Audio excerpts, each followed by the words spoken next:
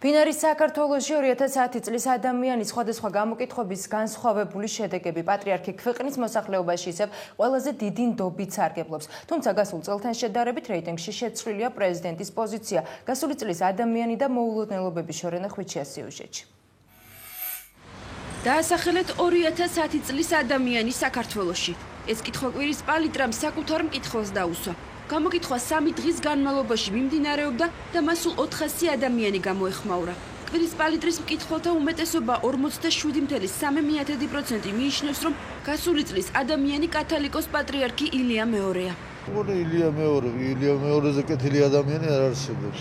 ალბათ მაინც პატრიარქი არ არის არაფიქრია. ყველაფერი კარგს აკეთებს, მაგი ხალხისთვის. აი ამაზე ვფიქრობ. ძალიან კარგი ადამიანი. მართლა უწმინდესია. ყოველ წელს კი არა, საერთოდ ყოველთვის ვთვლი, რომ ყოველ წელს უნდა ასე იყოს, პატრიარქია წლის ადამიანი. მსგავს გამოკითხვას სხვადასხვა ორგანიზაცია ყოველწლიურად აქვეყნებს. პატრიარქი და ეკლესია თითქმის ყველა მათგანში ლიდერობს. წელსაც ილია მეორე პირველ ადგილზეა, თუმცა შეიცვალა მეორე და მესამე ადგილოსნების ვინაობა.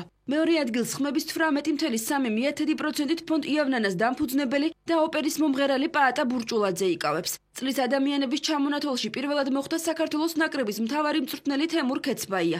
ეროვნულ ნაკრებს მას შემდეგ, რაც მის მწვრთნელად გამოკითხვის მესამე ადგილოსანი დაინიშნა, თამაში არ წაუგია. კვირის პალიტრის გამოკითხვის მიხედვით მეოთხე ადგილს ხმათა 8%-ით საქართველოს პრეზიდენტი მიხეილ სააკაშვილი იკავებს. კვირის პალიტრის ხუთეულში მოხვდა მოჭადრაკე და სახალხო კრების საინიციატივო ჯგუფის თავმჯდომარე ნონა გაფრინდაშვილიც.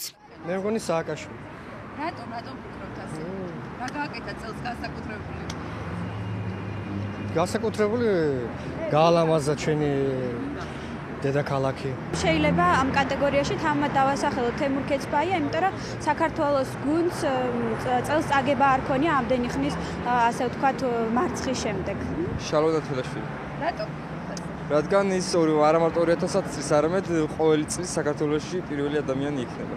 კვირის პალიტრის მსგავსად გამოკითხვას ატარებს ჟურნალი ტაბულა. კითხვაზე ვინ არის 2010 წლის ადამიანი, ყველა სხვა გამოკითხვისგან განსხვავებულად პირველ ადგილს ეკონომიკის ყოფილი მინისტრი კახა ბენდუქიძე იკავებს. მეორე ადგილზე კი მალხაზ გულაშვილია. სხვა გამოკითხვებში ლიდერ პატრიარქს თემურ ქეცბაიას და მიხეილ სააკაშვილს შედარებით დაბალი რეიტინგი აქვთ. მათზე წინ მეოთხე ადგილზე ჯგუფი დერვიშებია. ისინი საზოგადოებისთვის სიმღერას სულიკოს განსხვავებული ვერსიის შესრულებით არიან ცნობილი.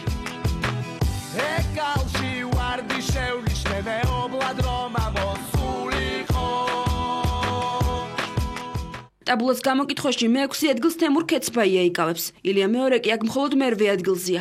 პატრიარქის შემდეგ მეცხრე პოზიციაზე ახალგაზრდა მწერალი და სკანდალური წიგნის საიდუმლო სირობის ავტორი ერეკლე დეისაძეა. მიხეილ სააკაშვილი 138 ქულით მეათე ადგილს დასჯერდა. პრეზიდენტის შემდეგ თბილისის მერი მოდის.